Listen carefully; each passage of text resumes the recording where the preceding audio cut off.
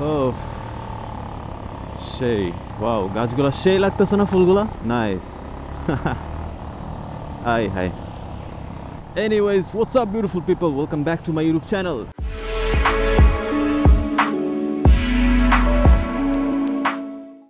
So basically technically আমি এখন আছি হচ্ছে আগারগাতে, and আমি এখন কোথায় যাচ্ছি সেটা এখনই বলবো, বাট তার আগে বলি ভিডিওটা অ্যাকচুয়ালি মানে গতকালকে থেকে শুরু করছি আর কি। সো যেহেতু গতকালকে থেকে ভিডিওটা স্টার্ট হয়েছে, সো গতকালকে থেকে দেখে আসি কী দিয়ে স্টার্ট হয়েছে, অ্যান্ড তারপরেই বলতেছি এখন কোথায় যাচ্ছি। So let's go.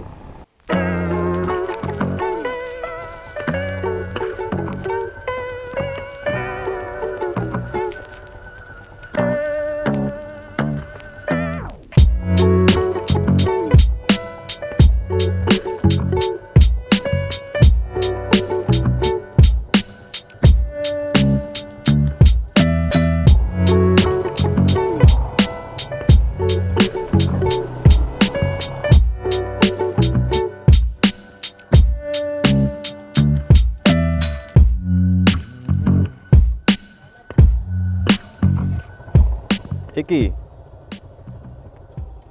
এই অবস্থা কেন? হ্যাঁ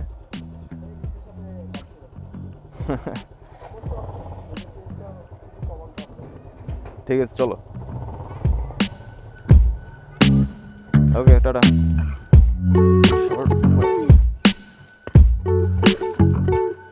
দেখছো কি বুদ্ধি দেখছো?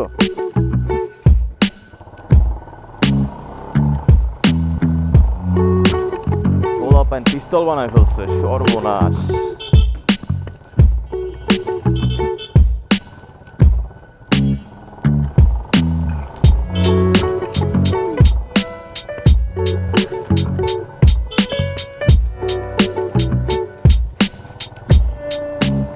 আমার সামনে যে জিক্সারটা, এটা তো হচ্ছে অনেক রকমের সমস্যা আর কি। সো এটা সার্ভিস করে এটাই নিয়ে যেতেছি ম্যাপসে। So let's go. বাইকটার অবস্থা নাকি খুবই খারাপ, এই যে স্টার্ট নিতেছে না। কিক দাও কিক দাও কিক দাও, হয়ে গেছে।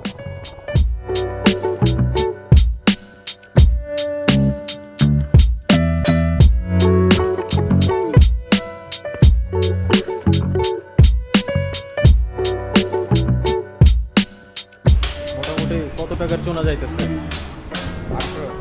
18 না? কমের করা নাই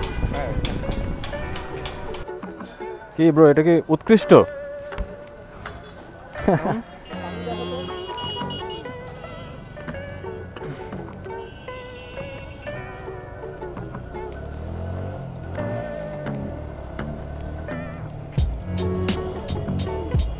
গাড়ি মোটামুটি ফ্রি হয়েছে 2016, 17, 18, 19 এইসব মানে এইসব টাইমের বাইকগুলো আসলে মানে বিল্ড কোয়ালিটির দিক দিয়ে চিন্তা করলে ভালো, তারপরে ইঞ্জিনের কোয়ালিটি ভালো, পেইন্ট কোয়ালিটি ভালো, মোটামুটি অনেক কিছুই ভালো। আমারটা তো 2021 সালের। সো 2020-21-এর পরের থেকে যে মডেলগুলো বাইরে এসেছে, এই মডেলগুলোতে এত পরিমাণে প্রবলেম। এই সার্ভিসের আগে আমি এই বাইকটা চালাই নাই, বাট সার্ভিসের পরে চালাইতেছে, আমার কাছে এখন মনে হচ্ছে যে ওকে লেভেল, মানে ঠিক আছে আর কি। হ্যান্ডেল বার, ইঞ্জিন স্মুথনেস, মোটামুটি সব কিছু ঠিকঠাকই আছে। আর অনেক কিছু পার্টস নতুন লাগানো হয়েছে, লাইক শক আপ, ব্রেক প্যাড, তারপরে হচ্ছে গিয়ে কি বল রেসার, অ্যান্ড আরও অনেক কিছু মোটামুটি ছোটোখাটো চেঞ্জ করা হয়েছে। তা মোটামুটি সব কিছু মিলায় বিল আসছে 18,000 টাকা, 18,000 সামথিং। সো বুঝতেই পারতেছেন মানে এত বড় একটা অ্যামাউন্টের কাজ যেহেতু করানো হয়েছে, তার মানে অবশ্যই বাইকটার কন্ডিশন খুবই খারাপই ছিল। তো ওই অবস্থায় চালাই নাই, বাট এখন চালায় মনে হইতেছে যে না ঠিক আছে ওকে। ভাই এটার এখনও ইঞ্জিনের যে স্মুথনেস মানে ইমপ্রেসিভ, লিটারালি ইমপ্রেসিভ। বাইকের বয়স অলমোস্ট 8-9 বছর। সামনে ব্রেকটা একটু স্লো ধরতেছে, কারণ মাত্রই মানে ব্রেক প্যাডটা লাগানো হয়েছে, এটার অ্যাডজাস্ট হইতে হয়তো একটু টাইম লাগবে।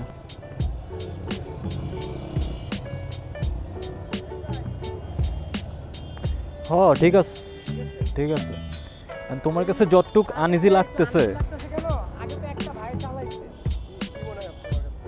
না, আমার কাছে মোটামুটি মনে হচ্ছে যে অল ওভার ঠিক আছে। হ্যাঁ, তো হয়তো একটু চালাইলে ঠিক আছে, আমার কাছে মনে হচ্ছে ওকে।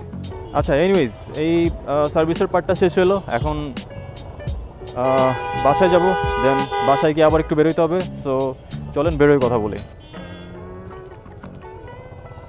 সো ইফতারের টাইম হয়ে গেছে, এখন একটানে যাইতে হবে বাসায়, দেন ইফতার করে আবার বেরোতে হবে। সো অনেক প্যারা।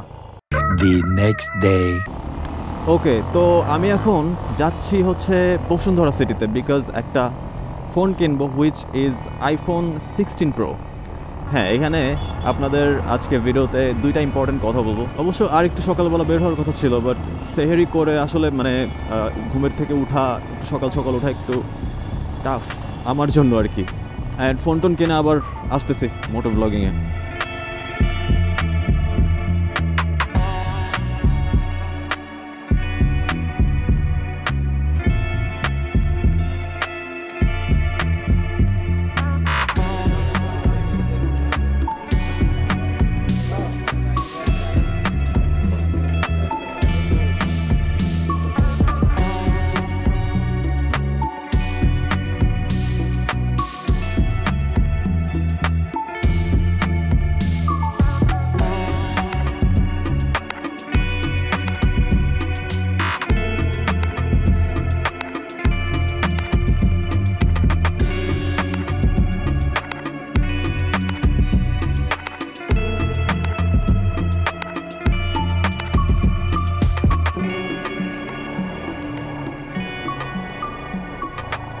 এদিক দিয়ে গেলেই তো ভালো হইতো, শুধু আবার এই সাইডে আসলাম।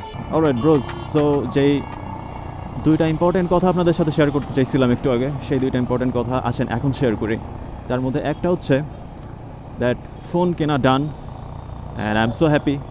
টপিক মানে ইম্পর্টেন্ট কথা নাম্বার 1, অ্যান্ড ইম্পর্টেন্ট কথা number 2 is this is not mine.